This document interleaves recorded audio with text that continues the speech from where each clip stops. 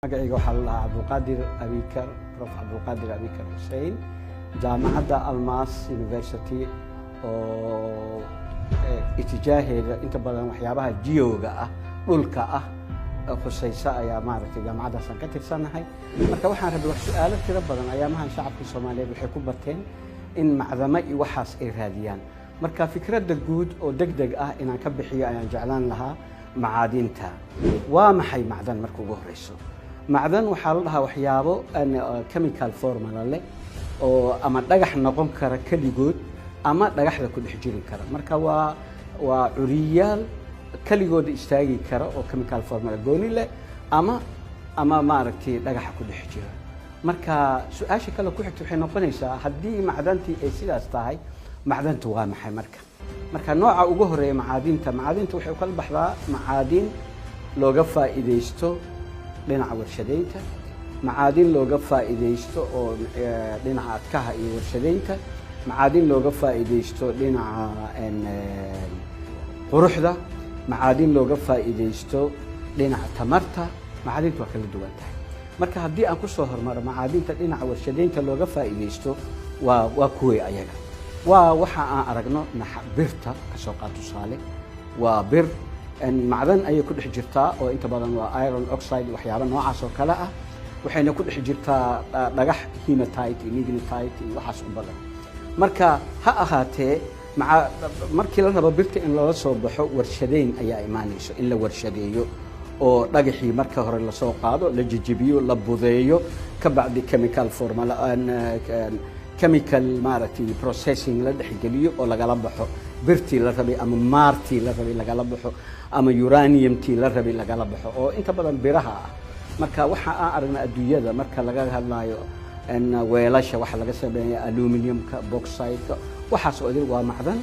laakiin macdanta marka heshay dhagaxay ku jirtaa dhagaxii ayaa process gareyn u baahan warshadeyn u baahan. macaadinta marka noocaas waa jirtaa.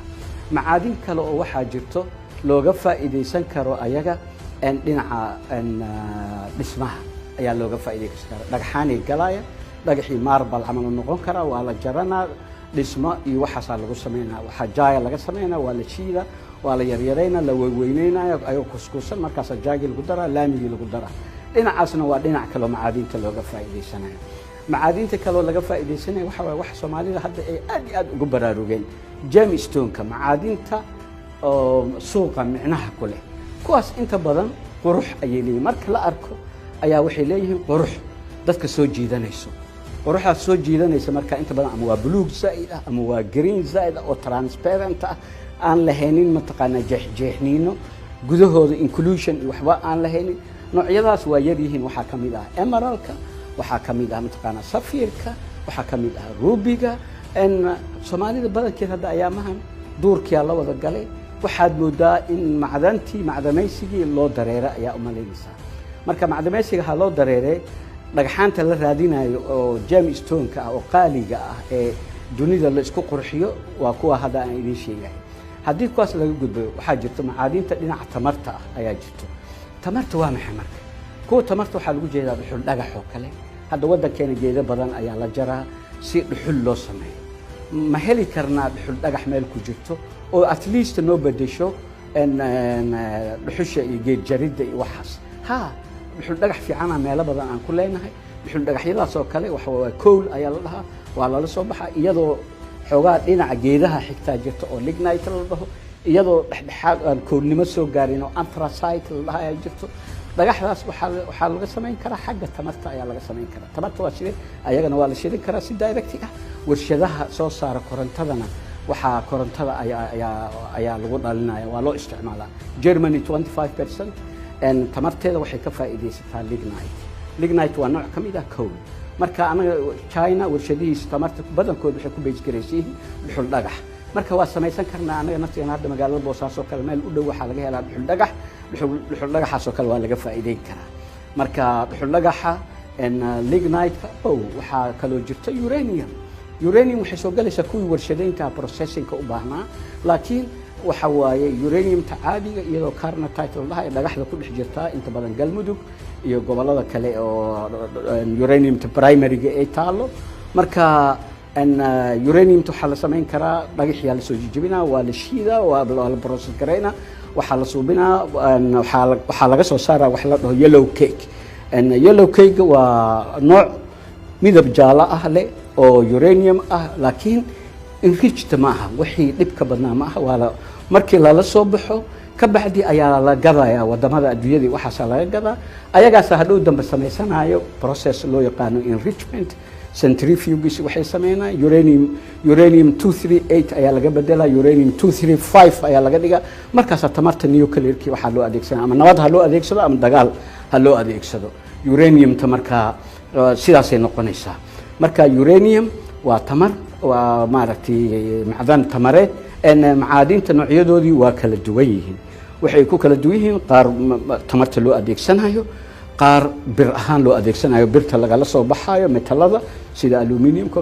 ironka waxa laga la soo baxay waa soo iyo qaar kale oo loo adeegsanayo xagga qurxinta marka hadba qaabka anaga aragno waxa kale oo akhiran ku jiro diamondka oo asagana nooc kale ah en waa carbon laakiin meel fog adduunyo dhulka hoostiisa oo ka imaana volcano waxa soo qaaday kor u iman kara marka carbonkaas ayaa asagana wuxuu isu bedelaa diamond markuu hoos jiro pressure ka badan iyo temperature ka badan awgiis diamondka waxa hadana waxa sii weheliya en meelaha qaar dahab magma sidiisa kulul oo dahab ah ayaa oo dahab wata ayaa soo dhawaanay dhulka inta kore imaanaya marka kaasoo kale waa soo dhaqaaqa biyaha kulul iyo waxa soo qaadayo meelaha volcanicada kor imaanaya marka waa laga faa'iideysan karaa asagada marka dahabka macdanta en macaadinta noocyada kale ee warshadeynta ah macaadinta isku qurxinta ah en macaadinta birta ah macdamaha waa waxaas